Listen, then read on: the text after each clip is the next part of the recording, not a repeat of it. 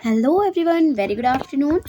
NDA UGC net का topic 2 लेके मैं आ गई हूँ आप लोगों के साथ। तो टॉपिक 2 जो है वो है अर्थव्यवस्था के प्रकार। तो जितने भी देश हैं ना, विश्व के विभिन्न देशों में जो अर्थव्यवस्था के प्रकार होते हैं वो होते हैं 3। पहला होता है पूंजीवादी अर्थव्यवस्था, दूसरा होता है समाजवादी अर्थव्यवस्था और तीसरा होता है मिश्रित अर्थव्यवस्था। ठीक है, तो पूंजीवादी अर्थव्यवस्था में क्या क्या आता है?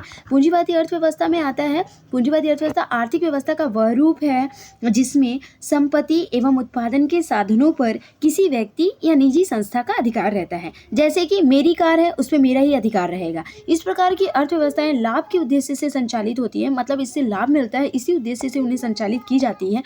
जैसे मेरी कार होगी ना, वो मेरी निजी संपत्ति होगी, तो मैं उसे अपने काम के लिए खरीदी हूँ। अगर किसी और को आवश्यकता होगा तो वो उसके बदले में मुझे उसका रेंट देगा, भाड़ा देगा। ठीक है, तो इसीलिए जो निजी वो होती है ना, निजी संपत्ति होती है, वो निजी क्षेत्र के अंतर्गत आती है पूंजीवादी अर्थव्यवस्था। ठीक है, और इसमें राज्य और सरकार के व्यक्ति का कोई भी हस्तक्षेप नहीं होता है। इस प्रकार की अर्थव्यवस्था को स्वतंत्र अर्थव्यवस्था भी कहते हैं, मतलब इसमें किसी का हस्तक्षेप नहीं। मेरी कार है तो हम उसको कहीं भी ले जाएं, इसमें सरकार से हमको परमिशन नहीं लेना होगा कि सर हमको अपना कार यहाँ ले जाना है, वहाँ ले जाना है। ठीक है, विश्व के अधिकांश विकसित देश में पूंजीवादी अर्थव्यवस्था है। सही बात है, अमेरिका में है, ब्रिटेन में है, जापान में है, कनाडा में है, इन सब जगहों पर पूंजीवादी अर्थव्यवस्था है। ठीक है, दूसरा है समाजवादी अर्थव्यवस्था, सोशलिस्टिक इकोनॉमी। समाजवाद एक आधुनिक विचारधारा है, आज का विचारधारा है। पूंजीवादी अर्थव्यवस्था की विसंगतियों के कारण ही समाजवाद का प्रादुर्भाव हुआ है। मतलब पूंजीवादी अर्थव्यवस्था की विसंगति मतलब कुछ ना कुछ उसमें दोष है, इसी के कारण समाजवाद का उद्भव हुआ है।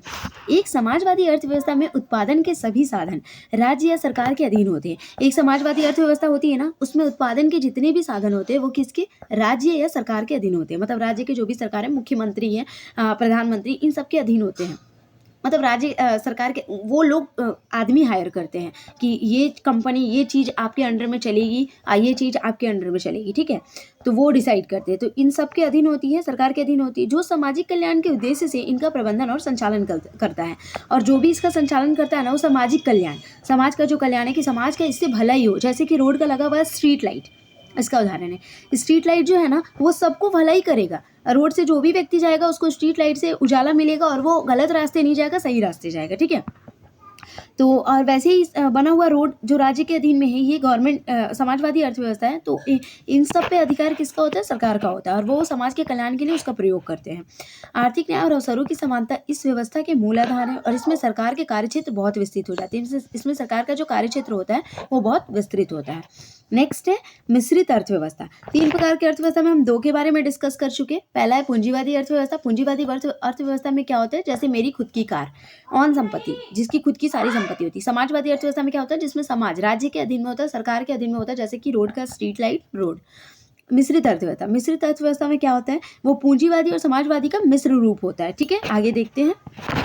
धारणा होती है ना, वो अपेक्षाकृत एक नवीन धारणा है। एक मिश्रित अर्थव्यवस्था पूंजीवादी एवं समाजवादी अर्थव्यवस्थाओं का मिश्रित रूप होता है। इस प्रकार की अर्थव्यवस्था निजी उद्यम तथा सरकार दोनों से संचालित होती है, और इसके अंतर्गत अर्थव्यवस्था के कुछ महत्वपूर्ण क्षेत्र सरकार के स्वामित्व और नियंत्रण में रहते हैं, जिनमें वह स्वयं उत्पादन करती है और शेष निजी उद्योगपतियों के हाथ में छोड़ देती है।